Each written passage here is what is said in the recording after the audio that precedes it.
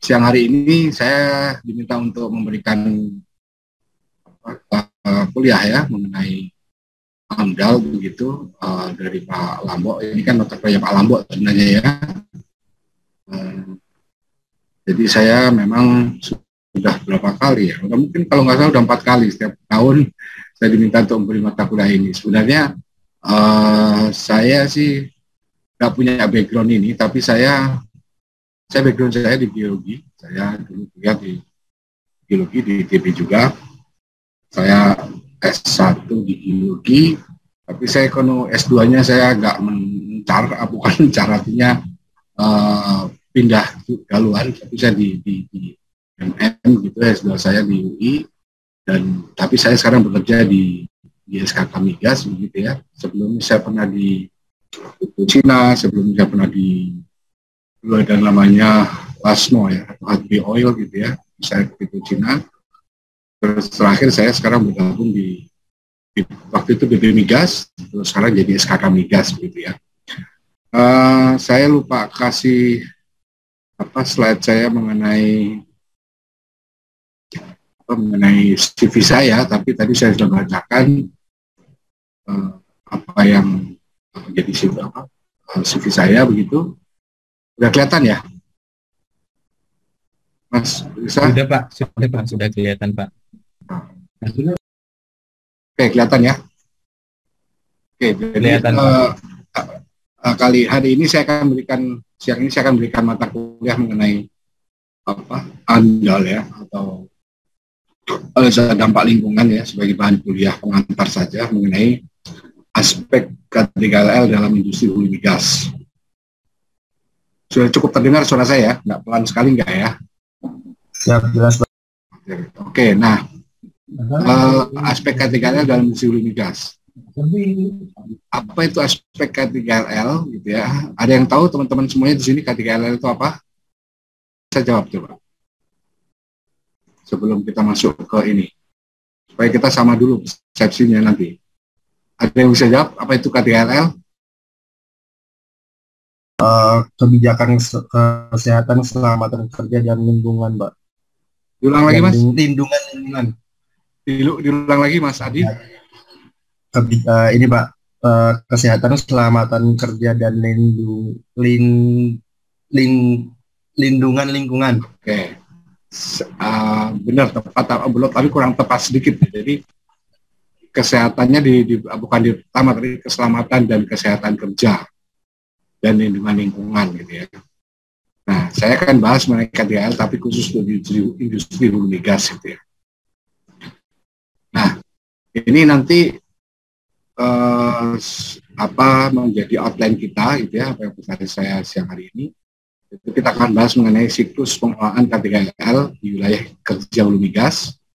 Terus nanti cara penyusunan EBA atau Environmental Baseline Assessment ya. Apa itu EBA nanti akan saya jelaskan. Terus yang ketiga itu kita akan bahas mengenai penyusunan dokumen UKL atau AMDAL ya. Dan yang keempat adalah penanganan limbah B3 pada wilayah kerja migas. Ya. Oke, lanjut. Nah, ini adalah siklus pengolahan K3LL di wilayah kerja migas. Jadi wilayah kerja migas di Indonesia itu ada dua, yaitu wilayah kerja eksplorasi dan eksploitasi gitu ya. Nah, di mana semuanya eksploitasi itu semua eksploitasi itu berangkat dari eksplorasi. Jadi tidak ada yang tiba-tiba wilayah kerja itu menjadi wilayah kerja eksploitasi gitu ya. Selalu didahului eksplorasi, kecuali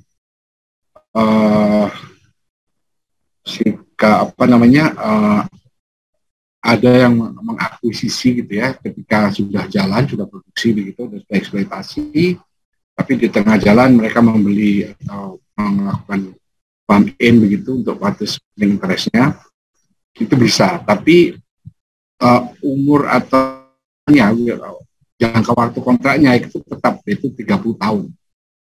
Ya.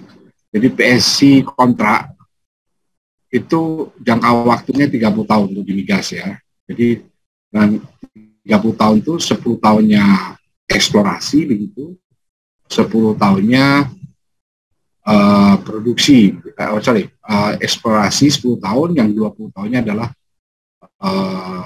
produksi gitu ya, atau eksploitasi.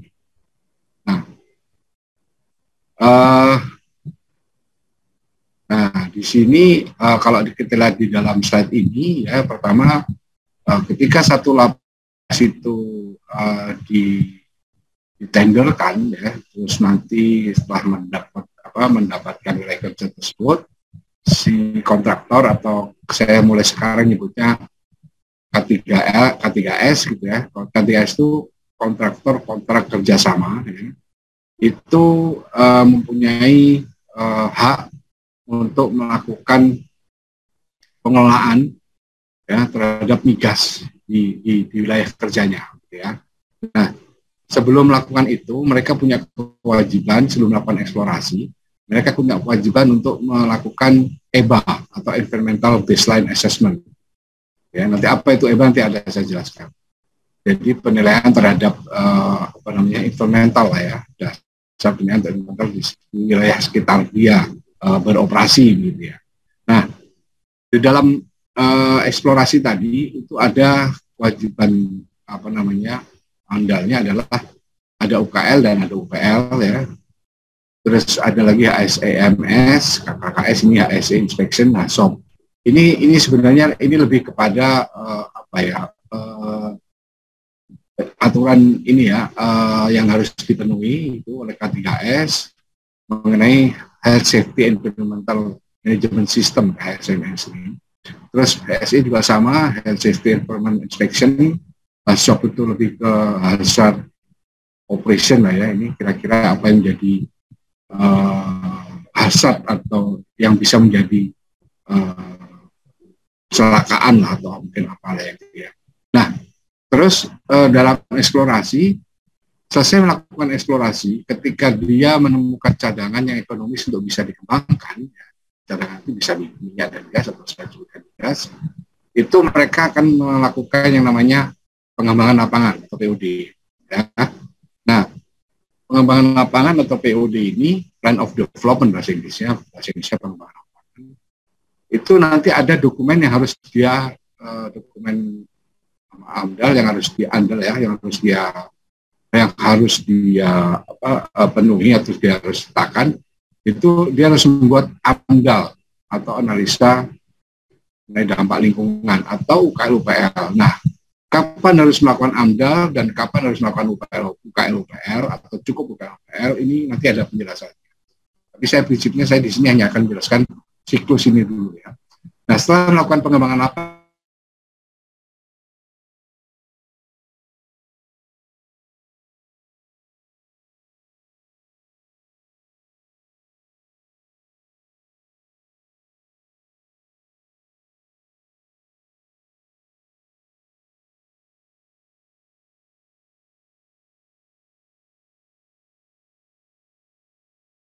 untuk melakukan ini HSE program ya, ini setiap pekerjaan itu harus ada JSA itu job analysis, ada HSE campaign, training terhadap pegawainya begitu ya, dan tenom. Nah, ini semua, dan satu lagi mereka harus melaksanakan yang namanya RKLPR atau RKLPR itu rencana pengelolaan lingkungan dan rencana pemantauan lingkungan. Sebelumnya tadi ada yang kelewat, sorry.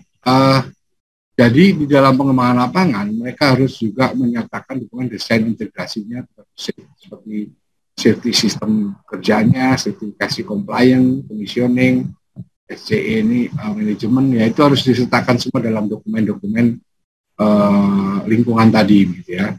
Nah, setelah saya melakukan operasi produksi selesai 20 tahun, mereka akan pasca produksi. Apa itu pasca produksi? Pasca produksi adalah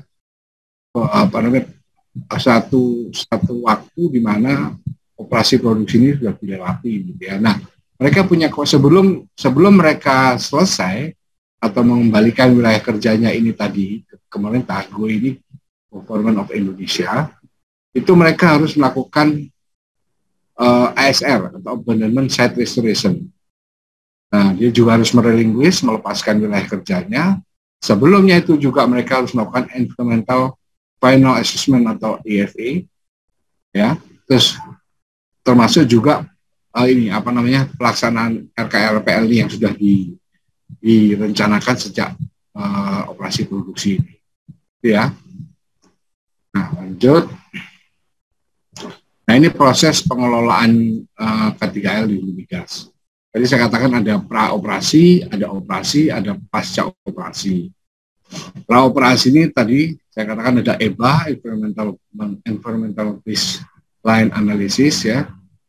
Terus POD dan WPNB, tadi saya katakan Plan of Development, dan WPNB ini adalah program budget. Program budget ini adalah di setiap perusahaan minyak di Indonesia itu harus menyertakan atau menyerahkan budgetnya setiap tahun, ya, kepada ini adalah SKK Migas, karena SKK Migas ini adalah lembaga atau institusi pemerintah, ya, on behalf pemerintah yang memberikan kewenangan untuk melakukan pengelolaan, untuk melakukan pengendalian dan pengawasan terhadap K3S tadi, atau kontrak kerjasama, atau bahasa ini ya perusahaan-perusahaan minyak itulah, baik nasional maupun asing, gitu ya. Jadi dia harus submit program budget setiap tahunnya dalam SKK Migas. Nah, setiap mereka sebelum mereka melakukan eksplorasi maupun eksploitasi, itu mereka wajib melakukan UKL-UPL, gitu ya. Nah, ini penerapannya itu ini penerapan SMK 3, pemeriksaan ketiga pada peralatan, kapal, fasilitas, operasi darat dan laut. Ini mereka akan melakukan ini sebelum melakukan operasi tadi. Nah, terus ini kan tadi sudah operasi, ya. Sekarang operasinya, ya, operasi di sini. Tapi sebelum operasi ada namanya praproduksi, ya, yang akan dilakukan dalam praproduksi dan integrasi desain aspek HSE, perencanaan shift turnover, perawapan spesifikasi commissioning, dan selanjutnya masuk ke dalam tahap operasi. Nah, kalau di operasi itu yang dilakukan adalah RKLPL. Tadi kan saya katakan rencana pengelolaan dan rencana pengelolaan dan penggunaannya, gitu ya. Nah, itu dilakukan SMK 3, ya, sistem manajemen K3LL SMK 3 itu. Nah, nanti dari situ dalam operasi akan dilakukan audit, ya, penerapan program HSE, itu adalah JSA, kampanye HSE, training, dan lain-lain wajib dilakukan. Akan dilakukan pemeriksaan. Nah, selanjutnya pasca operasi, setelah selesai operasi, produksi selesai, mereka akan melakukan abandonment site restoration atau ASR. ASR itu abandonment site restoration. Jadi wajiban untuk mengembalikan lagi seperti, ya, seolah seperti semula begitu, ya, lapangan-lapangan yang sudah dia produksikan tadi, gitu ya. Termasuk juga dia harus kembalikan seperti lingkungan seperti semula, ya, mengembalikan lah, kasarnya dia menanam untuk kembali menanami dengan hijauan, begitu, itu kewajiban-kewajibannya K3S, ya, tadi. Oke, nah ini ada dasar hukumnya. Jadi ada aturan yang terkait dengan limbah B3, ya. Di dasar hukumnya nanti bisa dicari juga ini teman-teman untuk limbah B3 di Google aja ada ini. Jadi Undang-Undang 32 tahun 2009 tentang perlindungan dan pengelolaan hidup, ya. Jadi setiap orang yang menghasilkan, mengangkut, mengedarkan, menyimpan, memanfaatkan, membuang, mengolah dan atau menimbun B3 wajib melakukan pengelolaan B3. Tahu B3 apa? Ada yang tahu nggak? B3 singkatan apa? Halo, ada yang bisa tahu? Halo? Bahan berbahaya beracun, Pak. Ya, bahan beracun berbahaya, ya. Oke, benar. Oke, ya, kita lanjutkan lagi. Jadi di PP 11 tahun 2014 itu ada pengelolaan limbah bahan berbahaya dan beracun, ini tadi sudah ada B3, kamu baca di sini. Nah, jadi B3 ini, ya, itu ada aturannya, ya, tiap ini PP 101 tahun 2015 juga ada, yang lain Permen LH 33 tahun 2009, ya.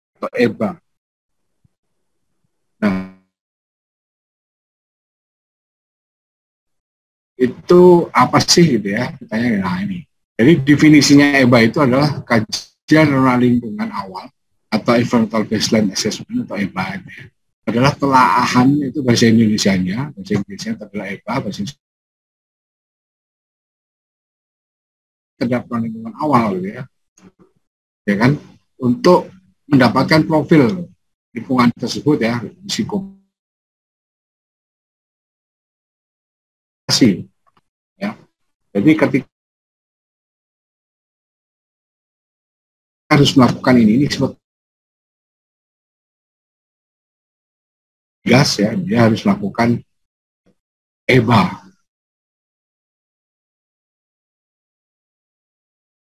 Apa itu kriteria pelaksananya EBA?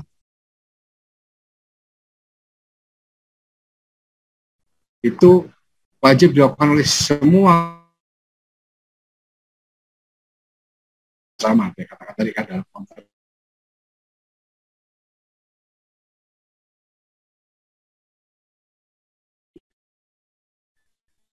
katakan itu jelas bahwa mereka wajib. Terus EBA juga wajib dilakukan sebagai kegiatan awal di tahun pertama. Bisa dengar suara saya? Bisa, Pak. Bisa. Saya agak koneksinya muncul tiba-tiba koneksi saya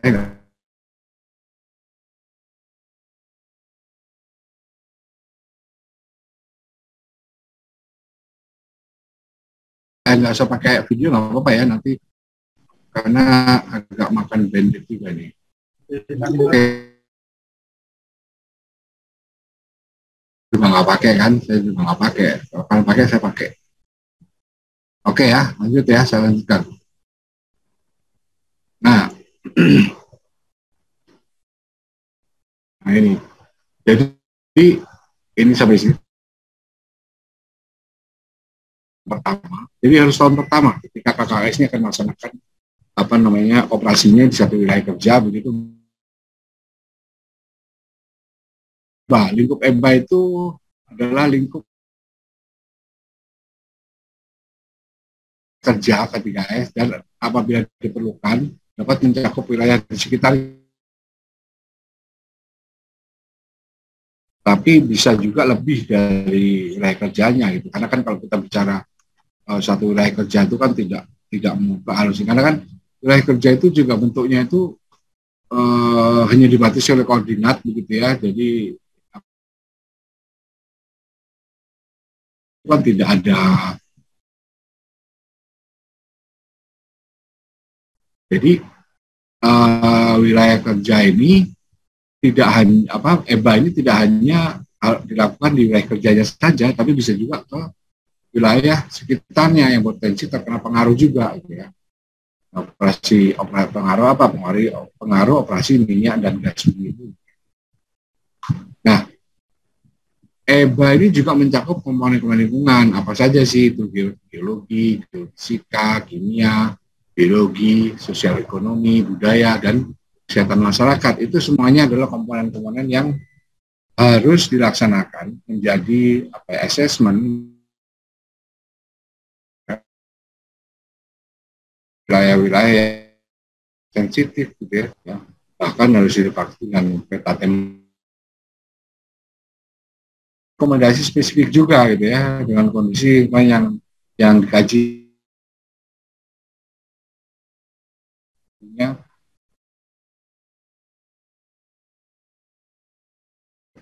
apa masalah lingkungan ini, rekomendasinya apa gitu dalam EBA ya. Tuh. Nah, EBA tidak akan lagi jelaskan di sini, sudah cukup ya. Nah, ini aturan EBA. EBA itu dulu dan ada perubahan tahun 2000. Ini sudah disahkan ini. Saya ini udah nggak ada lagi nih. Sekarang ini kan tahun lalu ini udah disahkan 2000 ini, di mana usulan rencana kerja anggaran evaluasi laporan IBA, terus surat kesesuaian, baru proses P3, pengajuan P3, evaluasi persetujuan penyelesaian pekerjaan. Ya. Ini kalau prosesnya seperti ini. Nah,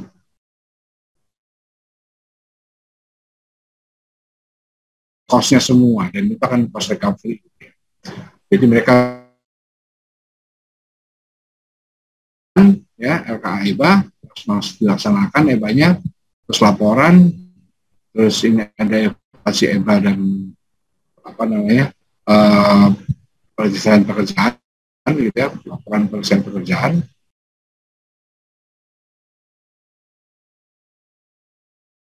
Enggak lagi, nggak perlu lama. Okay.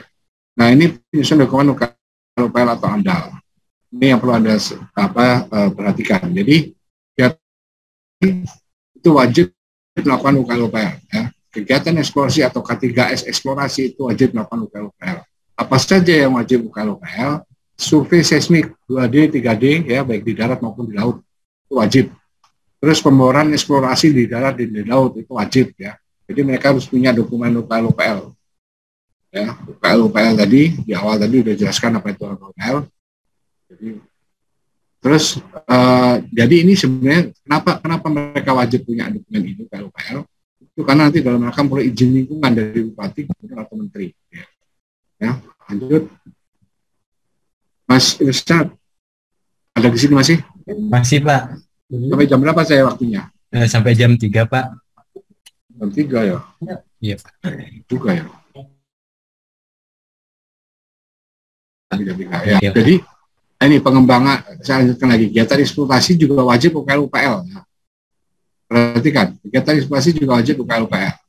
Ya, pengembangan lapangan dengan produksi maksimal minyak, ya, untuk di darat, itu kurang dari 5.000 barrel oil per day. Jadi kalau dia produksinya masih di bawah 5.000, dia hanya wajib UKL.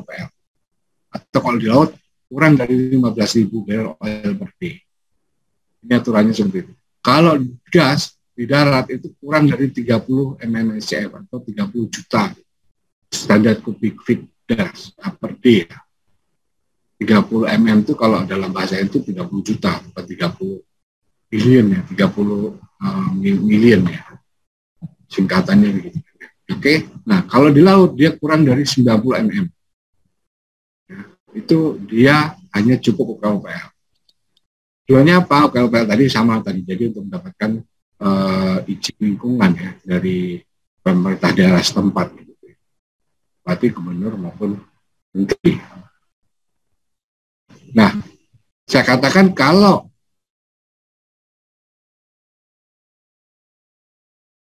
minyak dia tapi di atas 5.000, apakah juga tetap UKL?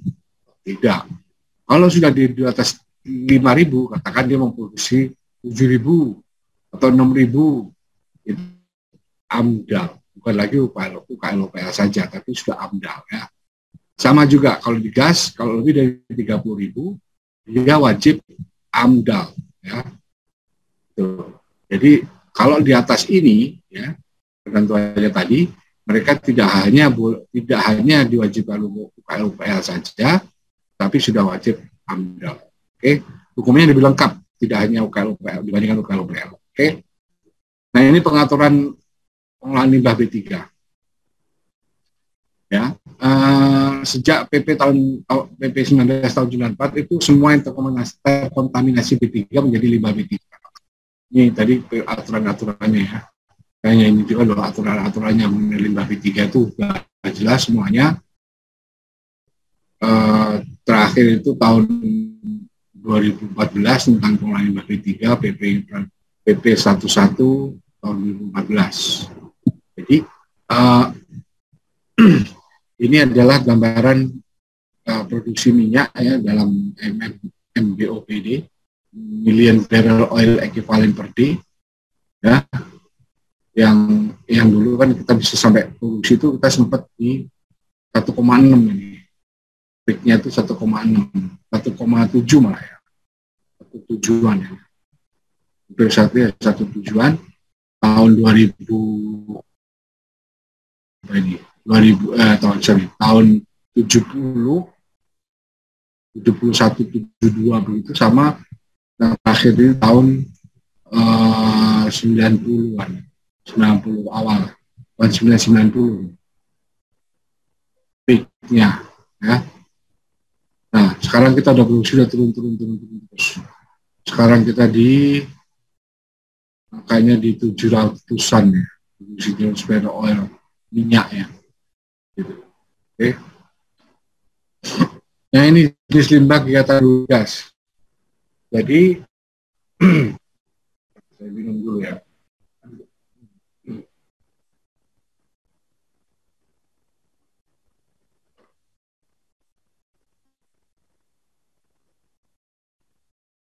Oke, saya lanjutkan.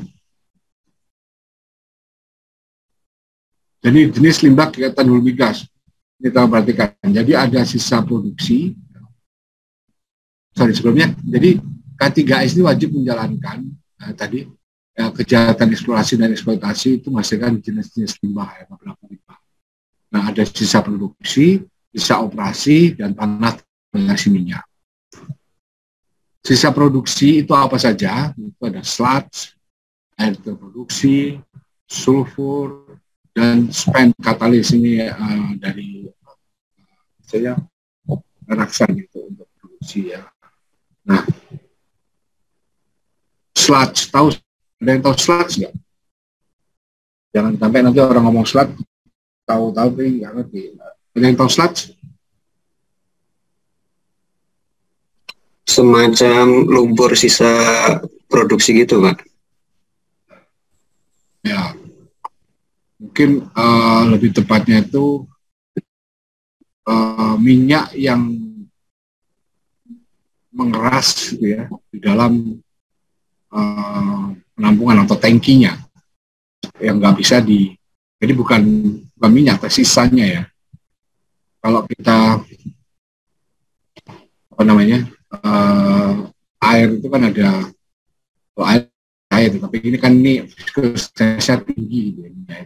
Itu dia apa namanya mengendap ya. Mengendap di bawah dasar atau di dinding-dindingnya dalam jangka waktu yang lama. Setelah itu tidak bisa diambil, lama-lama mengeras, itu sludge. Air terproduksi adalah air ikutan ya. Air terproduksi ada ikutan ketika diproduksikan, ketika minyak atau gas itu diproduksikan. Terus ada sulfur juga ikutan ketika kita produksikan biasanya apa namanya dari gas ya, atau dari gas atau dari minyak itu ada sulfurnya ya, kadar sulfur yang selalu ada. Terus spent katalis ini dipakai ketika dia misalkan ya, ini lebih ke refinery yang mungkin. Nah, ada sisa operasi. Sisa operasi itu ada limbah pemboran, lumpur bekas pemboran, dan serbuk bor. Ya. Serbuk bor ini kalau bahasa kerennya cutting. Nah, ada juga yang dihasilkan karena operasi rutin maintenance ya. Terus bahan kimia yang sudah kadaluarsa, oil bekas ya, packaging bekas, dan juga ada limbah domestik. Ya.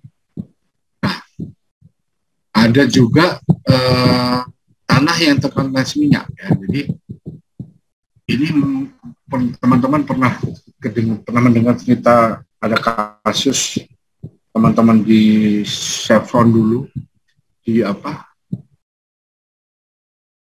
dituduh atau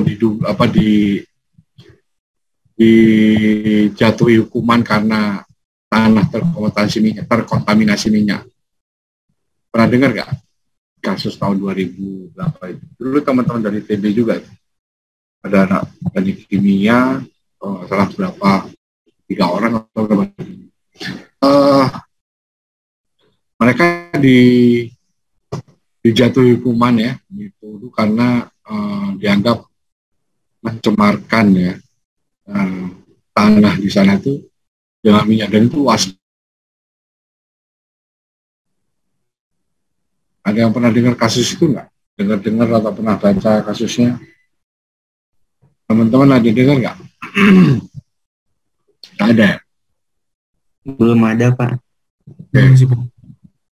Oke, jadi ini definisinya berdasarkan ini. Jadi PMK tahun 1/5/2010 itu yang mengatur tentang peraturan Menteri Keuangan ya. Ini nomor 135 tentang pengelolaan barang milik negara yang berasal dari kontraktor serta kerjasama. Jadi ini lebih ke ini sih, bahwa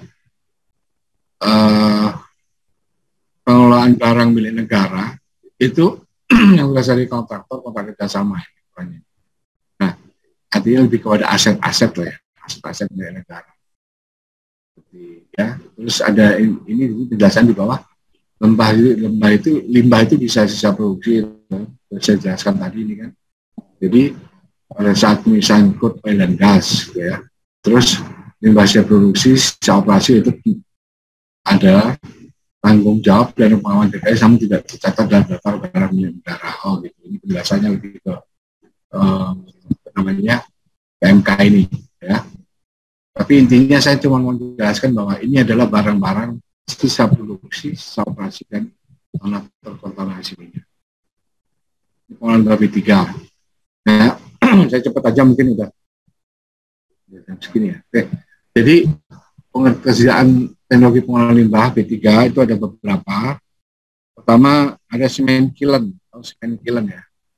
Jadi limbah dikirim ke semen untuk digunakan sebagai material atau alternatif fuel. Kalau dalam semen itu biasanya limbah ini ikut dibakar. Jadi ini kalau di sini gambarnya ini, jadi dibakar pakai suhu tinggi gitu ya Mbak ini. Nah, terus akhirnya dia terurai menjadi abu gitu ya. Jadi ini namanya semen kiln. Ya. Jadi pertama di blended gitu ya, terus dipanasin terus dibakar, dia pakai kiln tuh kayak anu raksasa gitu ya. Nah, yang kedua adalah landfill. Ini lebih gampang nih, limbah dikirim ke pihak ketiga untuk dikelola dengan cara ditimbun aja, ini masukin satu lubang gitu kan, terus ditimbun. Itu yang lazim biasanya. Ini ada di kita di Indonesia. Saya pernah tahu ini ada namanya perusahaan namanya PPLI. PPLI itu Prasada Pemusnah Limbah Industri. Itu nggak banyak di Indonesia perusahaan yang bisa mengelola atau limbah ini gitu ya, mengelola limbah ini itu nggak banyak, dan itu sebenarnya bisnis yang bagus juga kalau kita bisa melakukan pengolahan limbah ini gitu ya. Ada beberapa yang pernah saya tahu itu dari PPL itu nggak ada, kayaknya nggak punya kompetitor lain gitu. Jadi semua limbah-limbah dari hasil pemboran itu diambil sama PPL pakai truk gitu. Terus didam gitu ya, ditimbun, diuruk gitu ya. Nah ini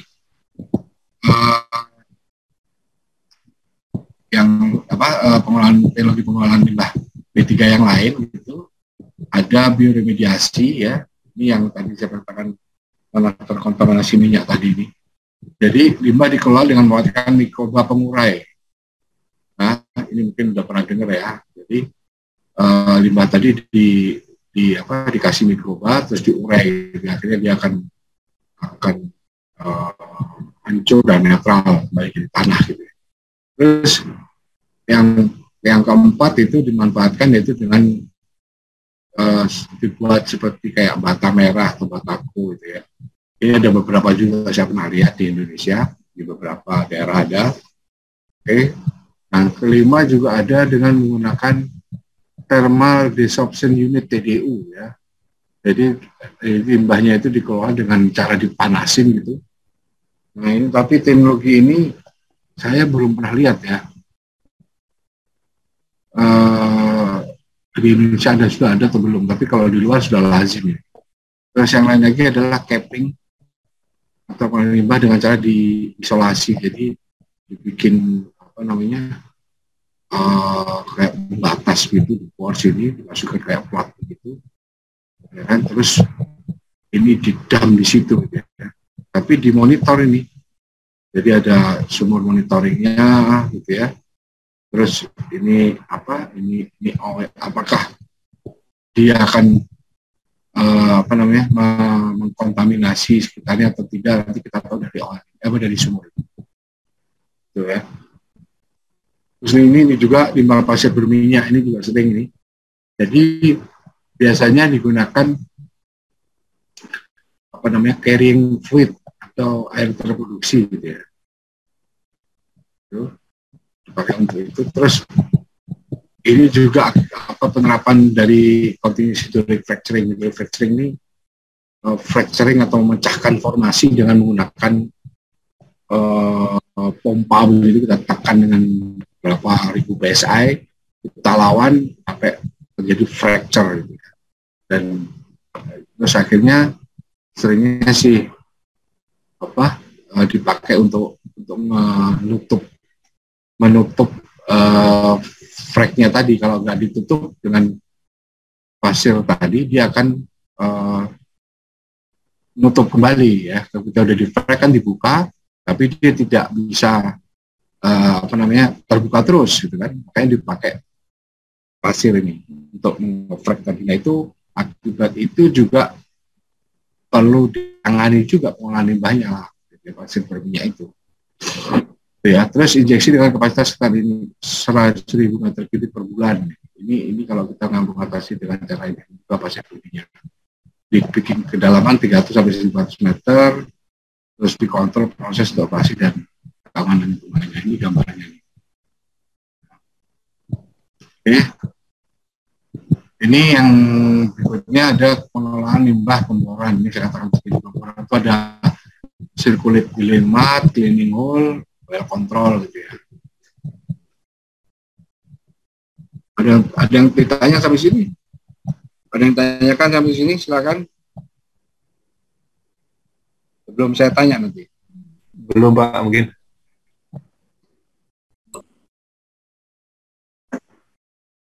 Mas Irsa. Iya Pak. Masih Pak. Ini kuliahnya ada berapa ini ya? Hanya berapa ini? Besok minggu depan lagi ya? Iya Pak, minggu depan tapi presentasi aja Pak, presentasi tugas. Oke. Tugas ya, jadi saya kasih tugas ya. Iya Pak, benar. Terus ujiannya nggak ada? Ujiannya nggak ada Pak. Tahun lalu ada itu. Oh ujiannya ya Pak, ya nanti di UTS Pak, setelah minggu kedua nanti ada UTS Saya Pak. juga kasih soal gitu. Iya Pak, boleh Pak, nanti saya terima Pak kalau Bapak mau ngasih soal lagi Pak. Dan saya harap ngasih soal lagi Pak. Ya, makanya jangan ada yang nggak nyimak ya, nanti soalnya nggak jauh-jauh dari sini. Oke, nah ini jumlah 11 K3S di tahun 2020, ini saya datanya tahun 2020, saya belum data lagi yang ya. Harusnya ada lagi, saya cari lagi ya. Jadi paling besar itu Pertamina Blue Rockan atau dulu bekas Chevron. Jadi tanah yang saya katakan tadi yang jadi kasus besar itu adalah ini TTM, tanah terkontaminasi minyak, terkenal dengan nama TTM, bukan teman tapi mesra, tapi tanah terkontaminasi minyak. Ya. Itu 27.275 ton, satunya ton. Nah itu sisa operasi semua itu. Ya. Pertamina EP ini punya semuanya ini ya, Exxon, Monopo, semuanya ada. Ya, limbah dari hasil operasi maupun sisa produksi tadi. Ya. Ini jumlah limbah sisa produksi dalam tahun. Ya. Ini paling besar adalah Pertamina. Ini paling besar adalah Chevron. Ya. Pasifik Indonesia ini jadi PHR sekarang, tapi dahulu kan bisa lupa. Nah, yang kedua ada Pertamina EP, ya, Pertamina EP ini, yang lainnya kecil nih, ya. Di tiap tahun nih, jadi paling besar itu tahun 2014 itu Pertamina EP, 2015 juga Pertamina EP, 2016 Pertamina EP, gitu ya, semua Pertamina yang paling besar. 2017 juga, tapi 2018 itu justru Chevron yang berpisah atau PHR yang berpisah. Ya. Terus ini dari kegiatan pemboran dan operasi rutin, lagi-lagi masih didominasi oleh Pertamina dan Chevron begitu ya. Tapi di tahun 2012 ini adalah Pertamina begitu paling ini. Tapi hampir tiap tahun Chevron selalu nomor satu ini untuk kegiatan hasil pemboran, karena memang pemboran di Chevron itu besar banyak sekali ya. Setahun itu mereka bisa ngebor sampai mungkin sekarang sudah sekitar ratusan, tahun dulu bisa sampai ribuan ya sumurnya itu. Nah ini PTM tanah teknologi minyak juga paling besar adalah Chevron ya. Tiap tahun ini ada, bahkan 2016 sampai 232.150 ton, besar sekali ini. Oke, sekarang saya bicara mengenai proper. Apa itu proper? Proper itu adalah kriteria penilaian ya untuk penanggulangan lingkungan. Ya. Jadi, proper ini sebenarnya yang punya ininya itu penilaian itu adalah KLH, ya, Kementerian Lingkungan Hidup, gitu ya. Nah, kriterianya untuk 2018 itu mereka harus melakukan penilaian daur hidup atau life cycle assessment and scheme. Nah, ini seperti ini. Jadi diproduksi, terus didistribusikan, terus dibuat, terus di waste, terus jadi raw material. Seperti tadi gambar yang sebelumnya tadi penjelasan mengenai pengolahan limbah B3. Nah, itu untuk semuanya dipakai untuk penguatan sumber daya ya, konservasi energi. Dan ini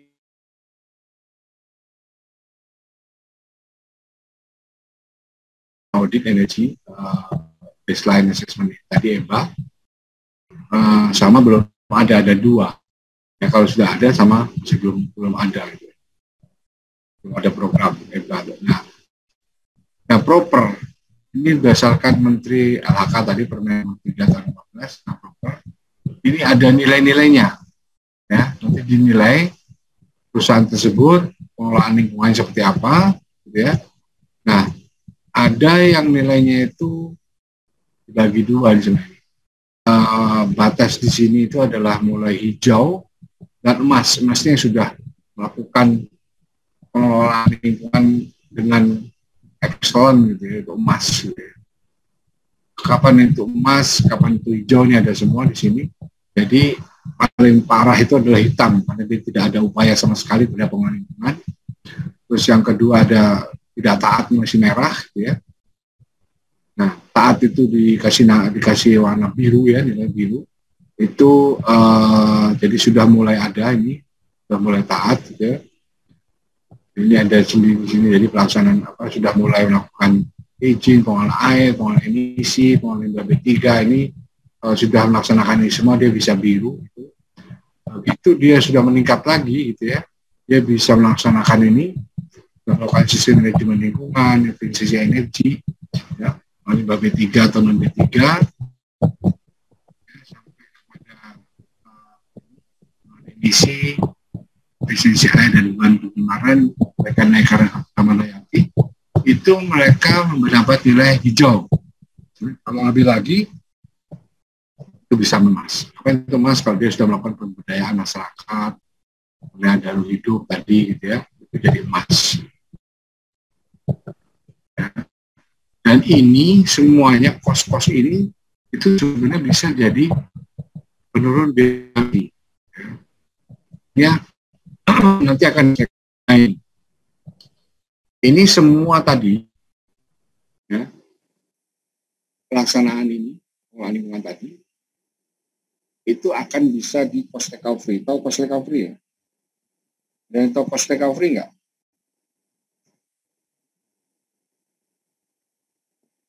Yang bisa langsung dapat A+ nih. Yang tahu? Yang bisa jawab?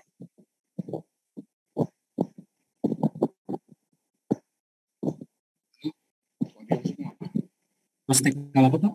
Cost recovery.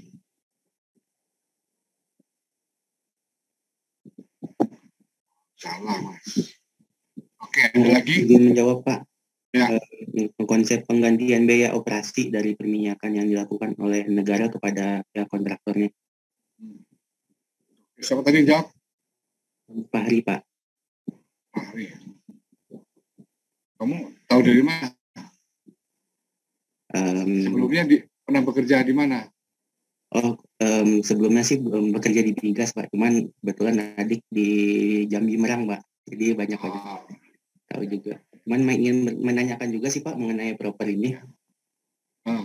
Kalau kebanyakan kan saya tinggal di Sumatera Barat ya Pak. Untuk proper kan belum, bahkan sampai tercatat yang saya tahu belum ada yang sampai hijau.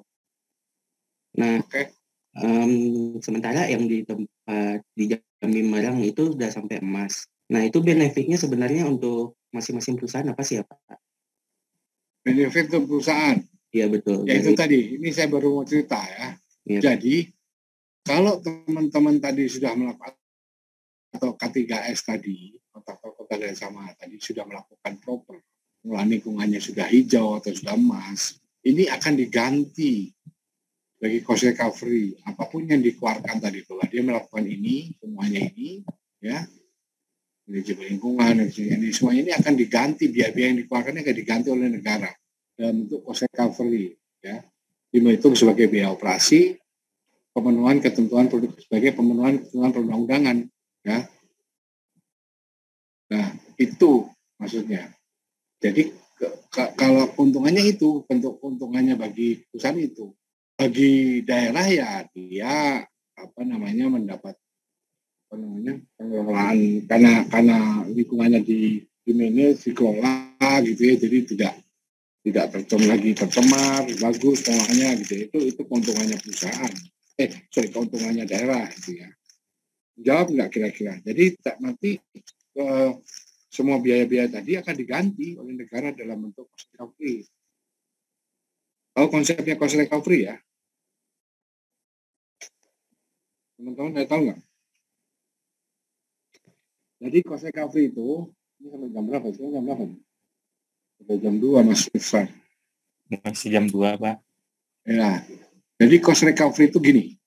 Jadi semua perusahaan minyak yang bekerja di wilayah di Indonesia itu kontraknya ada 2 jenis. Satu kontrak cost recovery, satu kontrak gross split. Ya. Singkatnya apa bedanya cost recovery dan gross split? Kalau gross split itu kayak di mining. Jadi negara tidak ikut-ikut dalam hal anggaran ya.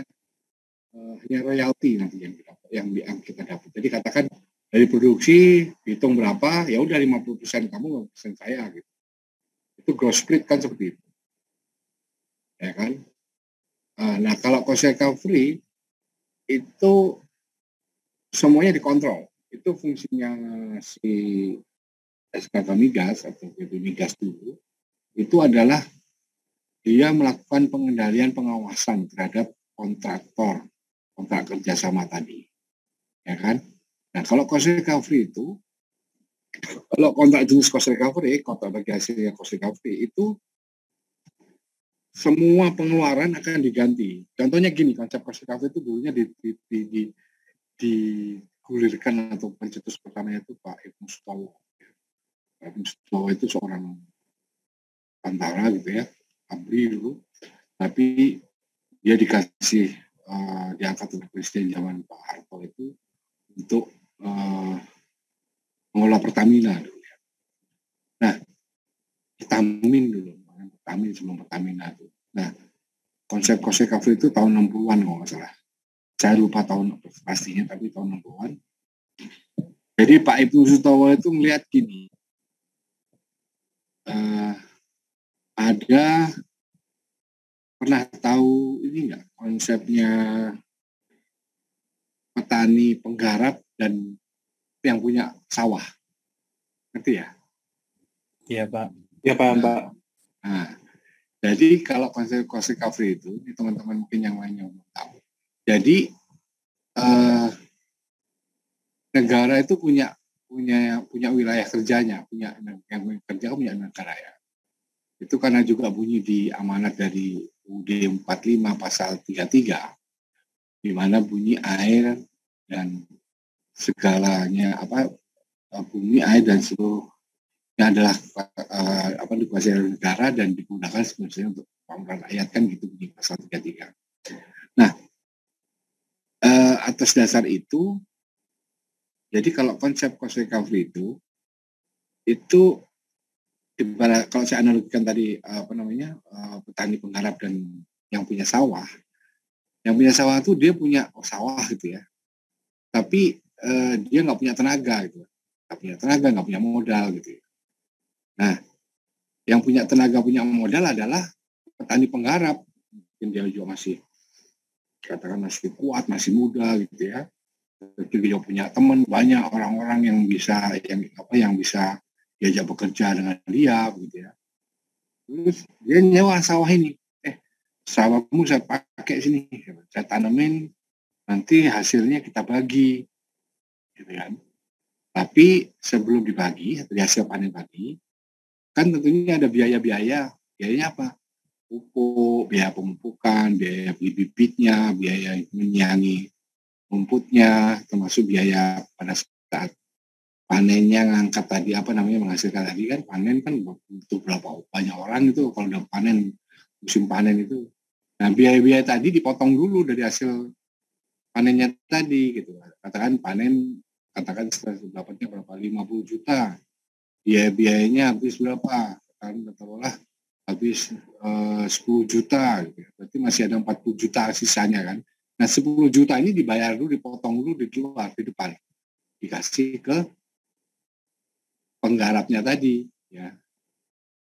Nah, yang punya tanah dia dapat memang, tapi paling besar ada, tapi dibagi dulu nantinya gitu kan. Jadi dari tergantung kontraknya, tergantung perjanjian di awalnya, dari 40 juta tadi kan, 40 juta tadi setelah dipotong biaya semua tadi, ya pemupukan, ya panen semuanya.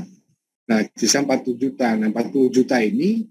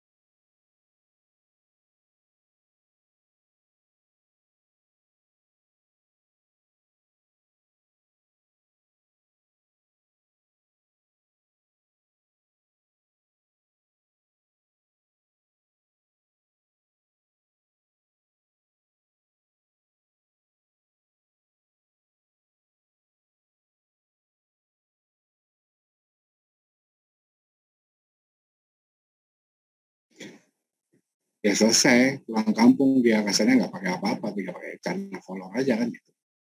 Seperti itu. Jadi memang risikonya besar, mereka risikonya tinggi. Ya. Paham semuanya ya? Paham, Pak. Paham lah. Kalau nggak paham ya. Nah, itu. Jadi itu konsep recovery seperti itu. Ya. Nah, kenapa seperti itu? Karena negara ini nggak punya uang, ya kan? Yang punya uang itu siapa? Kontraktor, asing, investor. Gitu. Nah, kalau dulu suaranya kita kan, wah, kita ini dikuasai asing gitu ya. Itu kan suara-suara di luar mengatakan seperti itu. Sebenarnya bukan dikuasai asing, karena yang mampu cuma asing. Sekarang kalau kita investasi di migas, kita mengelola lapangan migas, kan? Semuanya kan dari ngebor ya. Pemboran atau drilling itu semurah-murahnya pemboran ya, untuk katakan kedalaman 1.500 meter, 2.000 meter. Itu sekarang biayanya itu minim paling tidak termasuk semuanya ya. Termasuk loggingnya, cementingnya, mat loggingnya semua itu rata-rata mungkin gampangnya antara 10 juta sampai 20 juta dolar ya, sampai bisa menghasilkan, sampai bisa produksi, terus sudah completion lah. Nah, 10 juta, 20 juta dolar, siapa nasional yang mau? Walaupun hasilnya menjanjikan itu, kalau dapat kan besar sekali gitu kan keuntungan yang dia dapat. Tapi kan tipikal orang di Indonesia, orang kaya, konglomerat atau siapapun lah ya, orang yang punya duit di Indonesia gitu ya, Taipan itu kan tipikalnya kan nggak mau kalau dia itu duitnya itu hilang gitu. Kasarnya gini, maksudnya hilang itu wujudnya nggak ada gitu. Kalau kita ngomong bor gitu, investasi di migas itu kan kayak orang gambling, orang yang judi gitu. Ya kan, orang-orang kaya di Indonesia, konglomerat itu kan maunya kalau saya invest sekarang ya saya mau untung secepatnya gitu. Atau kalaupun saya nggak untung sekarang, tapi wujudnya ada, aset saya kelihatan. Apa itu? Ya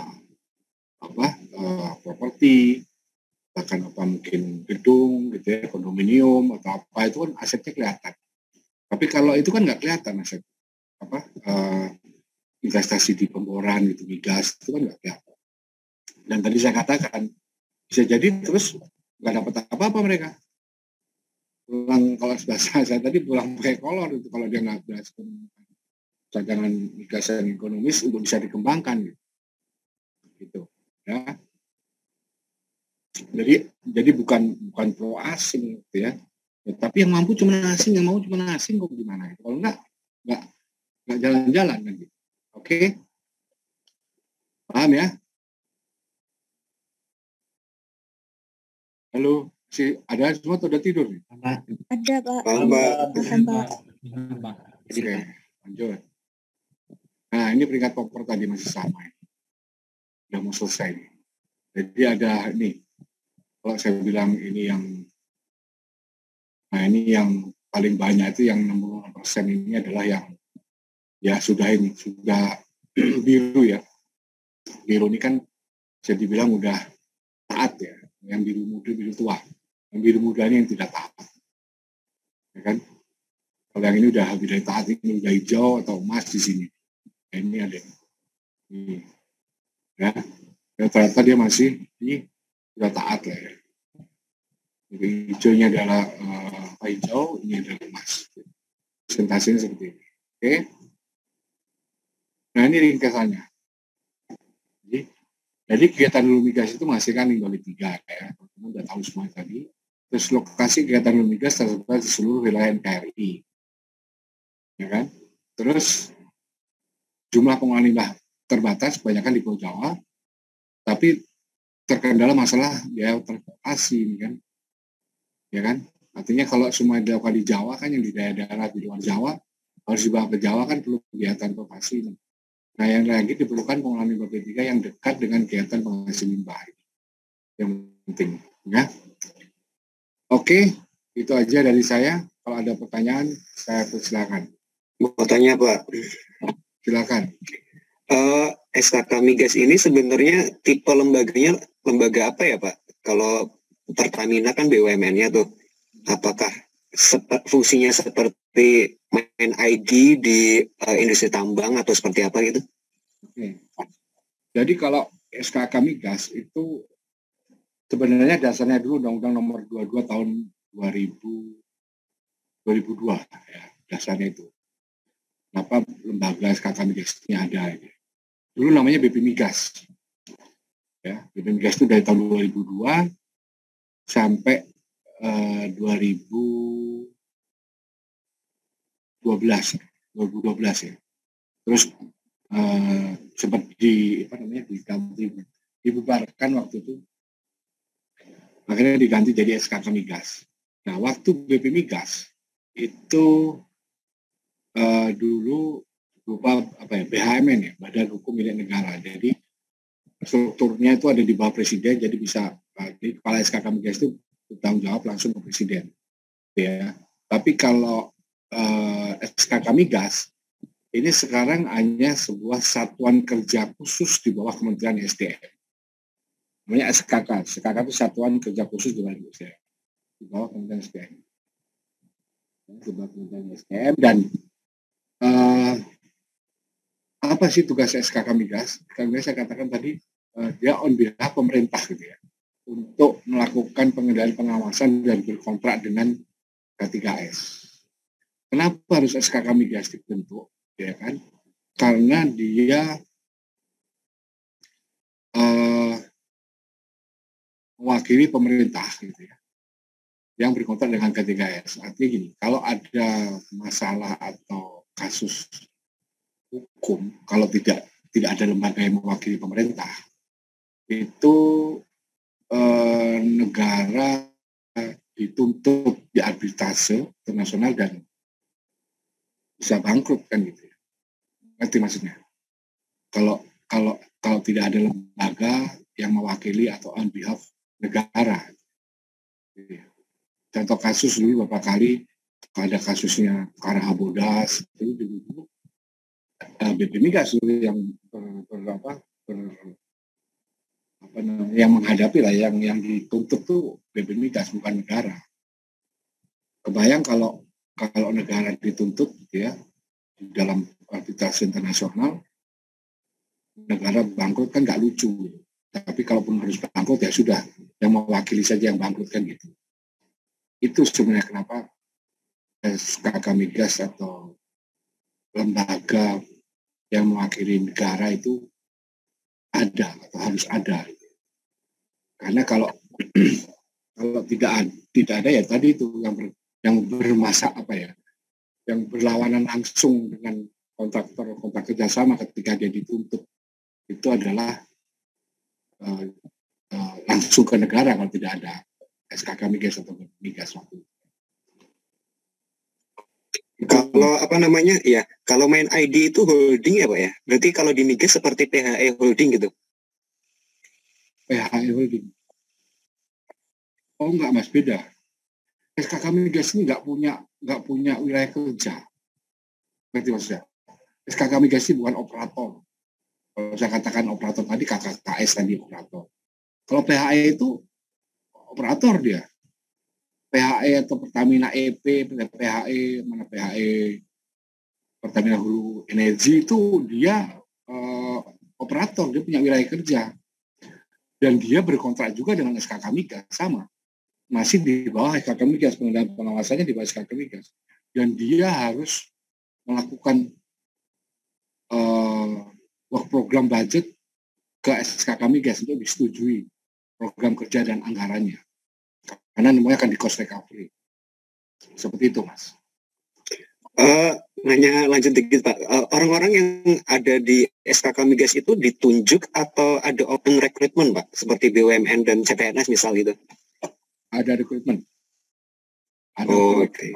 Ya, tapi memang sekarang ini udah lama nggak ada ya, karena ya zero growth ya. Karena dianggap sudah banyak, sudah besar, jadi dia memaksimalkan yang ada di dalam. Gitu. Siap, terima kasih Pak. Ya, jadi itu ya, SKK Migas seperti itu. Jadi memang, tapi nanti ini kalau undang-undang Migas yang baru disahkan, mungkin bisa jadi berubah bentuk, berubah lembaganya, berubah.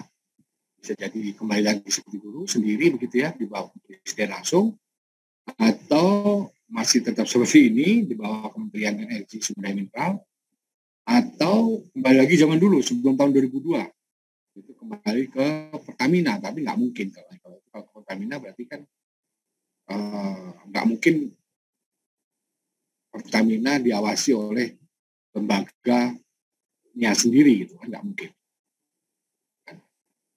Tidak ada yang mengawasi nantinya kalau di bawah Pertamina kan. Oke ya, ada lagi? Silakan. Saya boleh ikut bertanya, Pak? Monggo. Mau nanya yang tentang Chevron tadi, Pak. Dia limbahnya kan cukup banyak ya, Pak. Ada 2 pertanyaan sih, Pak. Sekarang kan udah Mas, sorry, Pak, kurang keras, Mas. Kecil banget suaranya. Udah kedengaran, Pak? Ya, bagus. Itu mau tanya tadi yang bekas limbahnya Chevron. Chevronnya kan sekarang udah ganti PHR tadi Bapak bilang ya Pak. Terus limbahnya gimana ya Pak? Apa Chevronnya pergi aja gitu, terus nanti PHR yang Oh, bersihin. Terus ya. ada, bentar Pak, ada yang kedua Pak. Nah, yang keduanya itu tadi di 2017 nggak ada sama sekali tuh limbah Chevron, tiba-tiba kalau nggak salah 2016 ya Pak di grafiknya. Terus tiba-tiba di 2018 banyak. Apakah itu terjadi dalam 1 tahun atau baru ketahuan Pak? Terima kasih Oh, Pak. yang Chevron tadi ya, PR ya? Yang Chevron ya Mas? Iya benar Pak, benar Pak. Yang mana ya?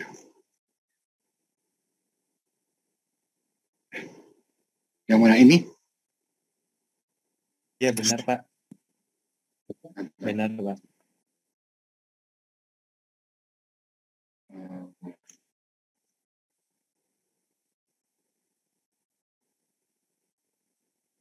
Oh ini ya, 2018 ya? Iya benar ini Pak. Ini kan masih Chevron ya Pak. Tapi kan sekarang Bapak tadi cerita kalau sekarang udah diganti jadi PHR. Nah terus gimana tuh Pak penanganan limbahnya? Apa Chevron apa diganti ke Pertamina atau Chevron ngasih duit atau udah Chevronnya cabut pergi gak pamit atau gimana Pak maksud saya? Terus Ya. ini kan di 2017 masih gak ada nih Pak Chevron. Tiba-tiba banyak gitu Pak. Maksudnya ini terjadi dalam 1 tahun atau memang baru ketahuan aja Pak limbahnya? Ya, pertanyaan yang pertama tadi, bagaimana limbah yang dihasilkan oleh Chevron gitu ya, setelah kepergian Chevron kan gitu. Nah, jadi sekarang yang punya kewajiban untuk mengolah itu adalah Pertamina Hulu Rokan. Ya, kalau masalah ini ya, tadi saya belum bayangin. Tapi sekarang jadi Pertamina Hulu Rokan, PHR ya. Jadi kenapa di sini belum muncul ya, yang ini limbahnya Chevron? Ini untuk sludge, spent katalis, ya, sulfur dan air terproduksi. Tapi di kegiatan pemerintahan dan operasi rutin Chevron sudah muncul. Ya. Nah, untuk tanah terkontaminasi justru paling besar adalah Chevron. Ya, selalu dominan untuk tiap tahun untuk TTM. Jadi Chevron itu menghasilkan limbah paling banyak itu adalah TTM. Yang kedua adalah ini sisa dari pemerintahan dan operasi rutin. Tapi untuk sludge, spent katalis dan sulfur itu tidak ada. Di tahun sebelumnya tiba-tiba muncul, kemungkinan besar tidak terrekord ya, tidak dilaporkan atau ketahuan ya. Seperti itu jawabannya Mas mungkin ya. Karena paling besar ini di 2018 gitu, muncul, tapi nggak mungkin kalau sebelumnya nggak ada. Itu Mas. Oke Pak, terima kasih Pak. Bisa menjawab ya? Bisa Pak. Bisa. Oke, ada lagi yang lain? Silakan Mas Yohanisli.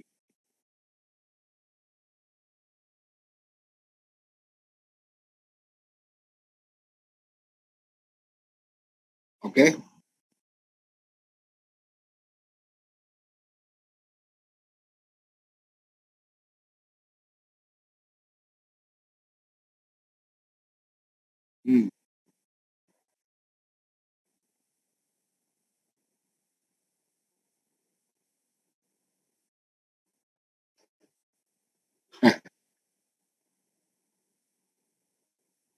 Ya. Oh kalau ini jadi saya mungkin kurang kompeten ya untuk menjawab gini. Ya tanah di Jawa kan sama di mana di Tanimbar sana ya. Ya di Tanimbar kan itu apa namanya ya. Komlaki ya. Apa? Ya itu kan ya pasti berbeda lah Mas. Tanah itu kan tergantung posisinya. Anda beli di pinggir jalan sama di dalam kan juga ada beda kan gitu. Harganya juga beda gitu ya. Saya ingat itu tanah di daerah saya dulu, di daerah sini, saya tinggal di Cibubur, di Jakarta gitu ya. Itu waktu saya awal-awal di sini tahun 2000, sebelum tahun 2000 kan ya. Itu saya beli tanah itu masih murah sekali. Pokoknya masih 300.000 ya per meter ya. Sekarang udah di NJOP-nya udah 5 juta. Itu belum NJOP ya, harga harga realnya mungkin bisa di atas itu gitu. Itu Mas. Jadi kalau tanah ya tergantung tempatnya, tergantung posisinya kan begitu. Tapi memang harusnya ya tidak mentang-mentang semena-mena juga gitu ya, kalau dia jadi lebih murah, tapi harusnya ya paling tidak yang wajar lah gitu kan, karena kan bagaimanapun tujuannya pemerintah ya dalam hal ini presiden itu kan kenapa memindahkan dari offshore ke onshore. Dulu kan sebenarnya udah jalan tuh rencana pengembangan Masela itu dengan teknologi yang FPSO ya, atau floating production storage oil ya, di laut begitu dengan menggunakan FPSO gitu ya. Tapi terus dirubah kan sekarang karena jadi ke darat. Karena ke darat itu sebenarnya dibenci sekali oleh Jepang ya. Karena kan Jepang paling besar tuh impact ya, paling besar ini. Kenapa udah jalan, karena katakan baratnya udah 8 langkah lah ya, dari 10 langkah begitu, tiba-tiba dirubah menjadi kembali lagi ke nol lagi gitu, scratch from zero gitu ya, seolah seperti itu Jepang benci sekali gitu. Tapi kalau kita bicara business to business, kalau orang bicara bisnis ya, itu memang seperti itu, dia bicara bagaimana caranya untung sebesar-besarnya kan gitu.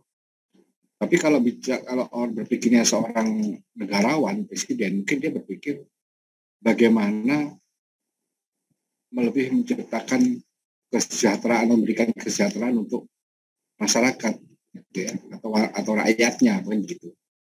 Karena kalau bicara di onshore itu akan banyak multiplier efeknya, itu maksudnya ya. Dia bisa dihidupi atau kasarnya ikut makan dari proyek Masela di onshore itu lebih banyak. Contohnya mulai ngasih makan catering gitu ya. Itu masa catering harus dari Jakarta kan enggak, dari lokal lah pasti ya kan.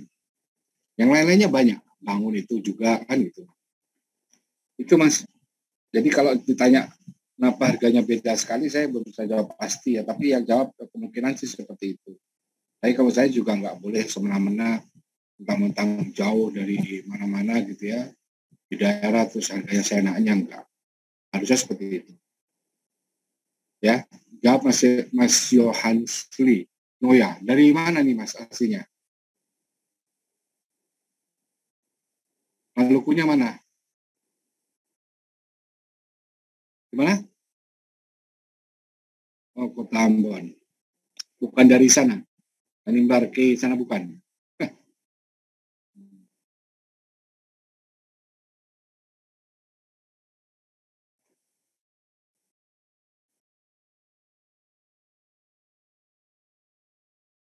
Berapa? Berapa Mas per meter? Berapa per meter?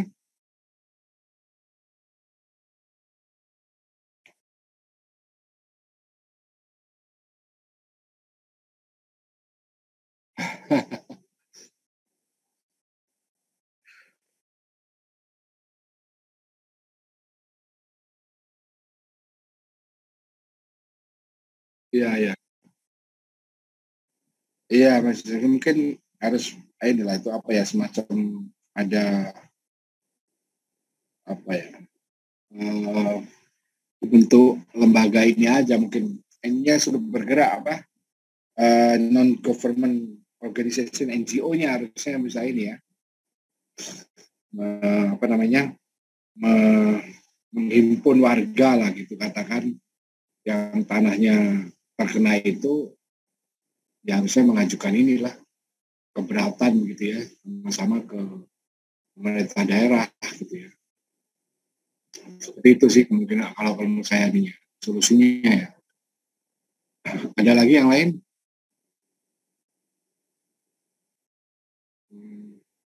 Kalau nggak ada, berarti sudah cukup ya. Saya bertanya satu lagi Pak, boleh Pak? Silakan Mas, ya. Pak Hari. Ya Pak, mengenai proper tadi kan ada yang biru muda dan hitam itu ya Pak. Apakah itu ada denda sama masa tenggang untuk mereka untuk merubah menjadi proper biru Pak? Kalau yang tidak taat tadi itu ada Mas. Ya. Tapi kalau yang sudah mulai taat, katakan mulai dari di biru tadi ya, itu biru sampai biru, hijau dan emas itu tidak ada. Tapi kalau yang masih hitam itu biasanya itu ada ya. Itu pasti ada ininya lah, apa namanya, sanksinya gitu ya. Apalagi kalau dia sudah berproduksi kan begitu.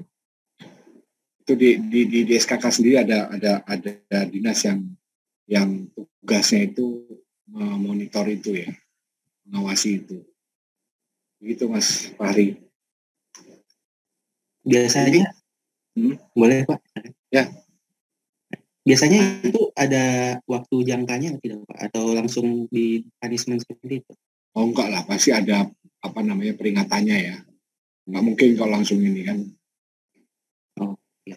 Ya kalau kita apa namanya di mana-mana lah di perusahaan juga kalau ada sanksi atau apa kan nggak bisa langsung SP3 gitu kan. Itu ada SP3 itu kan udah ya biasanya pemecatan, tapi kalau hanya baru sekali itu kan biasanya ada SP1, SP2 peringatan.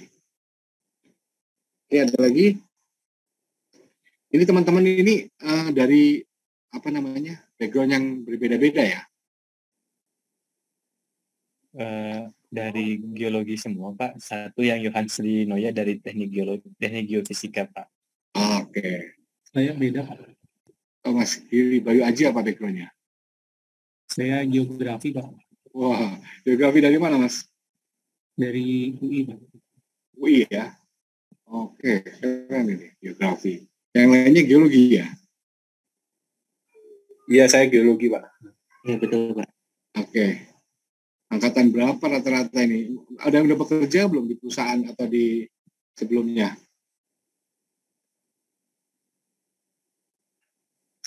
Ada Pak. Mas Wira di mana sebelumnya? Saya PNS Pak di BRIN sekarang. Oh, BRIN, oke. BRIN ya. Di mana Mas kantornya? Dulu di Batan sih Pak, sekarang pindah ke LIPI Bandung, Bioteknologi. Oh, Batan tuh di? Yang Jakarta Pak. Batan berarti di belakang kantor SKK dong ya? Atau di Wisma Mulia itu ya? Itu kantor pusatnya. Oke. Ada yang bekerja di tempat lain sebelumnya atau memang dari fresh langsung lanjut ke ngambil magister? Saya fresh langsung magister, Pak. Ya seperti itu.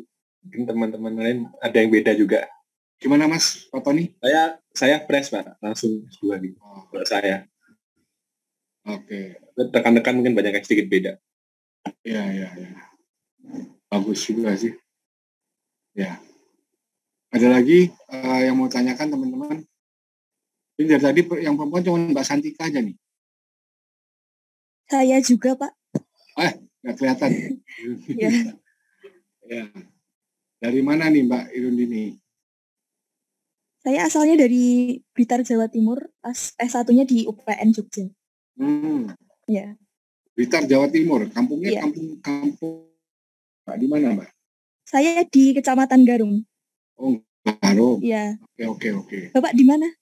Saya di Blitar kotanya Pak. Oh, di Ciliwung. kotanya. Oh iya. Tahu, Sumberudul Ya, ke utara. tahu. Iya, ke utara ya. Tahu. Sumberudul ke utara ke arah Penataran ya. Iya, berarti dekat SMA 3 ya, Pak ya? Iya. Iya. Ya, oke. Ada lagi yang lain? Mbak Santika ini dari tadi belum bicara nih. Atau Santika Tristi?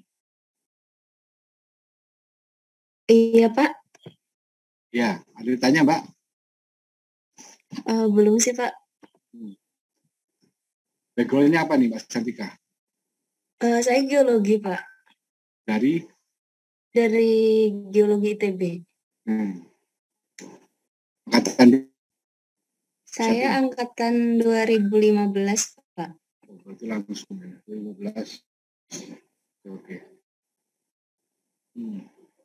Ini semuanya rata-rata ngambil air tanah ya, berarti ya? rekayasa Pak tuh di depan. Oh, rekayasa ya. Ada rekayasa, ada air tanah begitu ya. Iya Pak. Gunung api Iya. panas bumi, Pak. Sorry, gimana? Untuk penjurusan sekarang gunung api dan panas bumi, Pak. Gunung api dan panas bumi. Iya.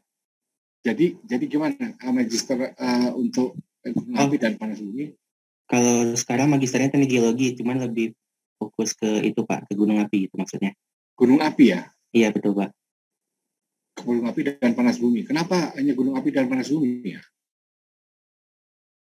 Tertarikannya, terutama kalau di tempat tinggal saya di Sumatera Barat kan lebih dominan tentang gunung apinya sama panas buminya yang yang sistemnya dari gunung api, Pak. Oh, Iya. enggak, maksud saya kayak yang ini enggak ada ya, S2 untuk khusus geologi kita ini enggak ada ya?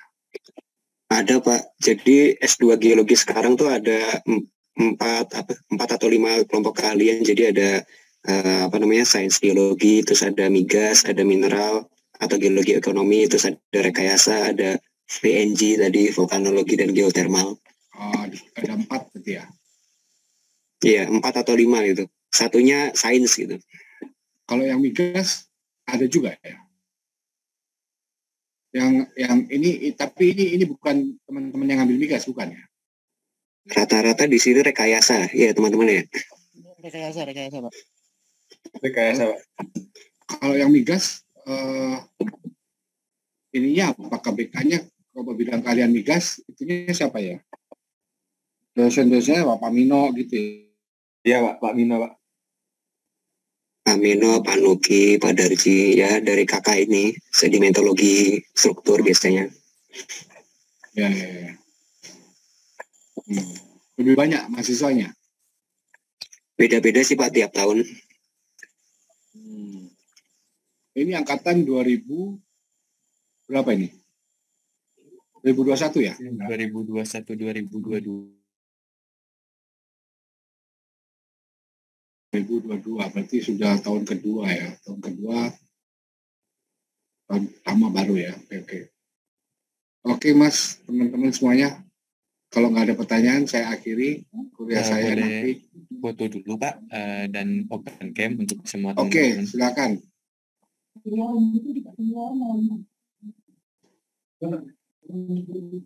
Nah, kalau gini kan mukanya. Yang lainnya yang belum buka kamera, biar saya ketemu di jalan saya nggak kenal.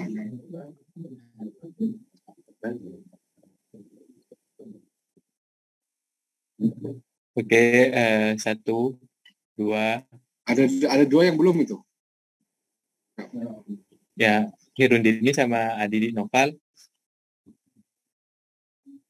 Saya pakai 2 device, Mas. Oh iya, ada yang di atas. Oh. Oke. Sekali lagi ya. 1, 2,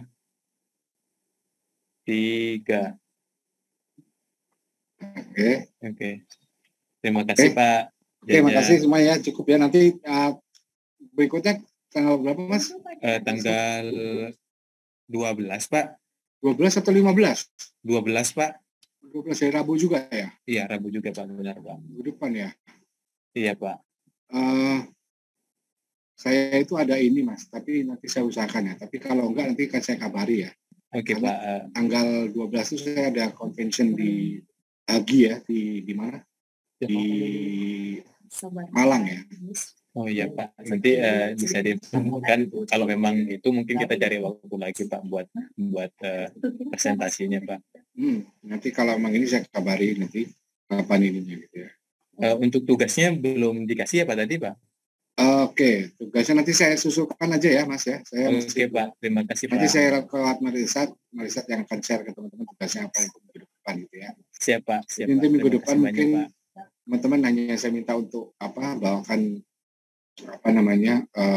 memaparkan tentang tugasnya itu apa gitu yang saya kasih nanti dibagi kelompok aja mungkin ya. Iya Pak. Ada berapa orang sini? Ada 11 Pak. 11 orang ya. Benar Pak. 11, jadi nanti mungkin ada yang 5, ada yang 6 gitu lah ya. Oke Pak. Oh jadi 2 kelompok aja ya Pak. Oke Pak. 2 kelompok atau 3 kelompok lah ya. Tahun lalu 3 kelompok. Siapa nanti saya bagikan Pak. Ya, nanti saya kasih apa yang jadi tugasnya. Ya. Oke Tapi Pak. nggak jauh-jauh dari tadi yang saya bawakan tadi ya. Oke Pak, Oke, terima itu kasih aja. banyak Pak. Oke, makasih. Waktunya Pak. Mas Irsat nanti fotonya di-share ya. Siapa? Saya oke. Lewat WA aja. Oke. Oke Terima kasih Pak. semuanya teman-teman ya. Saya akhiri kuliah saya hari ini. Terima kasih semuanya. Salam sehat. Jaga kesehatan semuanya. Terima kasih. Ya, assalamualaikum warahmatullahi wabarakatuh. Selamat. Izin Pak. Waalaikumsalam warahmatullahi wabarakatuh. Waalaikumsalam warahmatullahi Terima wabarakatuh. kasih ya Pak.